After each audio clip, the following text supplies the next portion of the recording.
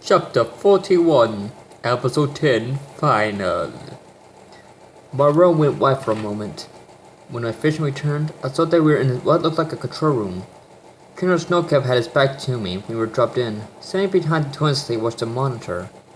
Several bars on the screen showed different things going on in different places, though my eyes were drawn to the one that seemed like a couple of people running to the arena area where I'd taken down Sonic Saurion.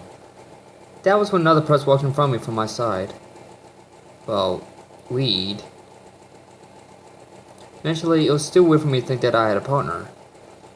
Yeah, it wasn't that long, but I'd gotten pretty used to working on my own. Not that I had much of a result for it. Maybe at some point I could stop beating myself up over it, and let my new partner do it for me. She did enough when we sparred. Which reminded me, as happy as I was for my best friend to be the person helping me, I couldn't help but have a feeling of guilt about it. I mean, she just finished healing from an injury I caused her, and here she was, jumping into the fray with me. "What's going on?" she asked. Techno turned his head, but didn't move from his chair. "Monitoring recovery team while we did apprehend Saurion. Good job on that, by the way." I smiled at that as I fought behind them. The camera on the screen seemed like it was coming from someone's point of view. It shook like crazy, but I could see some of the buildings that were around us when we fought him. Some other people came into view. There wasn't any sound to go with the picture, but I was pretty sure there was some shouting going on. The hunk of metal that was Saurion rolled around a bit, probably in pain. I can't blame him. If sweeping blades of energy passed through me, I think I'd be in a world of pain too. Not that I was speaking from experience or anything. "He's right," Colonel Blade said, not taking his eyes off the screen. A couple of the people moved in on Saurion on screen. Whoever was giving us the picture watched as two other people grab for his arms. The picture cut off there, but I feel like what happened next was pretty obvious. At this point, the Colonel decided to turn around and face us. The twins floated in their chests at the same time. "You two did a good job." I couldn't help the hand go to the back of my head. "Yeah, I guess we did." Looked over at Buki. Or tried to anyway. I couldn't see her behind the gigantic smile that seemed to cover her face. "Yeah, it was pretty interesting." Mitty smiled, swinging slightly in his chair. "You two looked like you were having fun." "Yeah, if you consider getting thrown around to help a ride's fun." "Yeah, besides that," Techno added helpfully. I could swear I heard my eyes roll in the back of my head. "You're worrying about whether or not you two would go to the academy." "Wait, how did he know that?" "I never actually mentioned anything about it to him." "Well, I'll have to have some discussions, but I think we can get you to go through a few training seminars, at the very least." We turned to look and nod toward Techno. The purple-collared twin spun around and started tapping away his computer station. "For now, though, here's a quick lesson. After each deployment, you'll be given a time period of rest before debriefing. So go home. Rest." The next thing I knew, we were dropped in my house. Basement, to be specific. I didn't even have time to process a thought. We were going to go to the academy?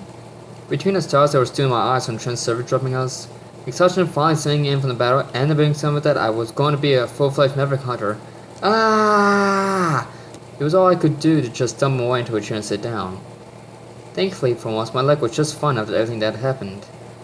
Ibuki, on the other hand, didn't seem to faze much, if at all. She took a second to stretch her arms like she'd just gone up for the day before starting toward the stairs. "I'm hungry. Do you mind if I grab something to eat?" "Hang on," I called out. "Before you do, I've got a question for you." She stopped on the bottom step and turned back around. I don't know how her face was tired from all the smiling she was doing, but her lips stayed in their pulled up position. "Let me guess. You want to know how I got to be a Maverick Hunter without you knowing about it?" "That obvious, huh?" She shrugged as she moved to sit in another chair next to mine. "Hey, if I were in your position, it'd be the first thing that I'd want to know. Even if your best friend made you question whether or not your family was being honest with you about everything they lied about." That got her smile to fade, though she didn't look mad. "Hey, I was just doing what that was the best thing for you. If nothing else, all I wanted was for you to start asking questions yourself. I mean, come on.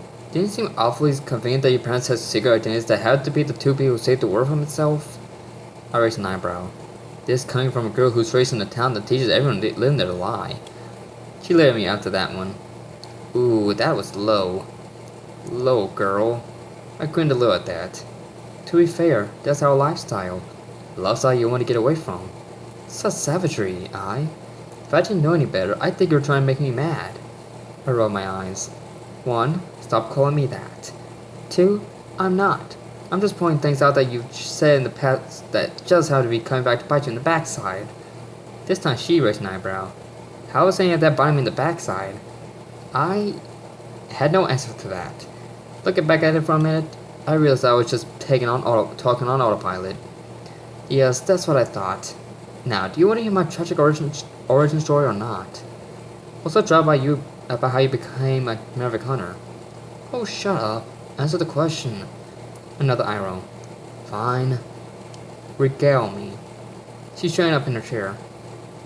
Okay, so I curled my fingers in and out a couple of times on my lunch tray. It felt good not having that stupid medical sleeve on my arm. I could still feel my arm throbbing where it had been broken. Sure, it wasn't actually hurting me anymore, but my head was still getting over it, I think. Now, if all my head would make the stuff these people try to feed us seem edible, maybe I could trick myself into eating it.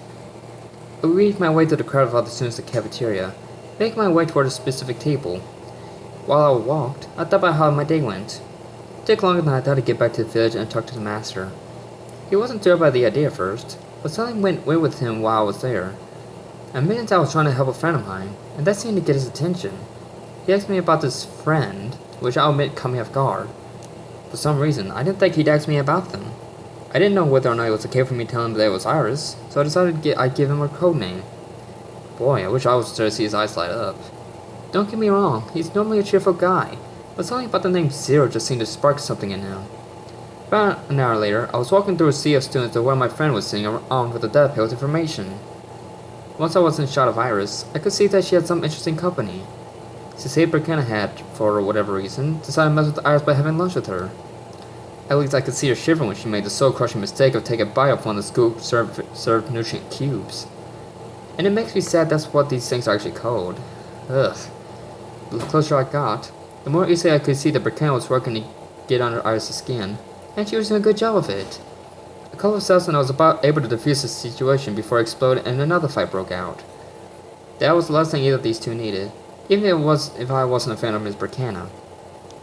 Once that was taken care of, and Cecilia had taken her leave, I was able to give Iris information the Master Scouts was able to dig up on Sorion. She got a call in the middle of our conversation. She didn't say much, but I could tell what the call was about. Near the end of it, she gave me a look, and I knew what it meant. Stay here and I'll take care of it. She got up and started walking out in a hurry.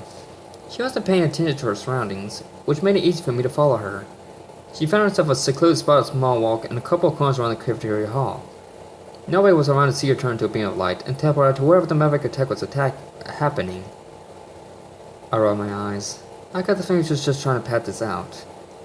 I stepped into the open, staring at the sky where her light beam shot into. I took a deep breath and felt my arm throb again. My life was an odd mix. I'd been raised in a village of ninjas, taught to fight, trick, and break into different places. At the same time, I'd been trying to live the life of a normal girl. Go to school, do homework, think about boys, forget about being a ninja for a few minutes. But then a Maverick attack in our mall led me and another friend of mine discovered the identity of the occasionally arrived Maverick Hunter. I tapped her a few weeks later when she was working on investigating what seemed like an arms deal between an alien, that I had no idea existed, and Cecilia Burkina, though I wasn't sure how that was going to work out later on. I hoped to fight off a small army of robots as much as I could, but I got injured in the middle of the fight. Sure, I got my arm broken accidentally when Iris landed on me, but now that the injury had healed, I couldn't help but think back to the battle. When we were fighting, I felt it. I felt a rush like I'd never felt before. There was an excitement, an energy that I didn't even know I was aware I could get. It was fun. I never thought anything I did that had anything to do with me being a ninja would be fun, but something about the battle against the crowd flipped the switch in me, and I could feel something in the back of my head which I could go with her. Interesting sight, isn't it? The voice took me out of my trance. I just merely scolded Iris for not paying attention to what was going on around her, and here I was doing the same thing. If the master saw what was happening, he probably would have lectured me about it for the next year. I turned around to see where the voice came from. It sounded like it came from someone who was too old to be a student at our school. Sure enough, there was a man standing against the wall I'd run and chasing after Iris. He had an interesting hairstyle. A white bow cut with beard with black in the roots. The red vest, green camouflage pants, and black shirt all seemed like they were pretty well worn. He had a cup with a steaming drink in his hand. Your best friend, disappearing into thin air like that. It's a translator, I answered. Our client uses one when they need to send someone to a mission location quickly. I recognized the effects from watching someone go through it one time. He stepped away from the wall. So you know where she's going then? I nodded. There's an attack. Indeed there is. The man, Colonel Bliss if I remember correctly, took his drink from his cup. And she's probably in over her head, like the previous times. That sent some anger through me. What's that supposed to mean? You know she's in serious trouble, and you're not doing anything to help her? Oh, but we are. At this, he started to walk a slow circle around me. You see, ever since your friend was enlisted as an emergency medical hunt for near Arcadia, I felt the twin-star searching for P that could help her when she needs it. Yeah, and I say she really needs it out there. So, imagine my surprise when they managed to take a DNA sample from you and find you to be a perfect fit for an experiment on that they've been designing. That was strange, and I made sure he knew I was aware of it. Wait, when did they get a DNA sample from me? Doesn't matter. What? Violation of privacy are a thing, and yes, I'm aware of how hypocritical that sounds.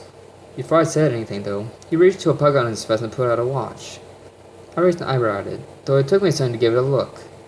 Put this on. He tossed over to me, and I did just that, setting the right watch over my left wrist. It looked nice, at least. I could probably make it work with different outfits if I needed to. Okay, so what now? Say your key phrase, press the button. That's all you have to do. With that, he pulled out his phone and started making a call. I couldn't hear what he was saying, but I didn't need to. My phone started to ring. I looked up a number, not recognizing it. Deciding that it was too close to be a coincidence, I answered it. A voice I recognized came over the line, giving me 4 simple words. These sounded ridiculous. Sure, but I was going to get it over if it meant both getting to help us and getting that rush back. How to form power up. And you know the rest from there. I was smiling by the time Book had finished her story. Sure, she was probably rambling a point just for the sake of rambling, but I could let it go if it meant we were going to keep working together. The fact that she now had her own set of armor negated pretty much any reason I had to worry or feel bad about it. So, about getting some food. She started making her way out of the base when I felt the sting of my palm in my face. The true legend Reborn begins here.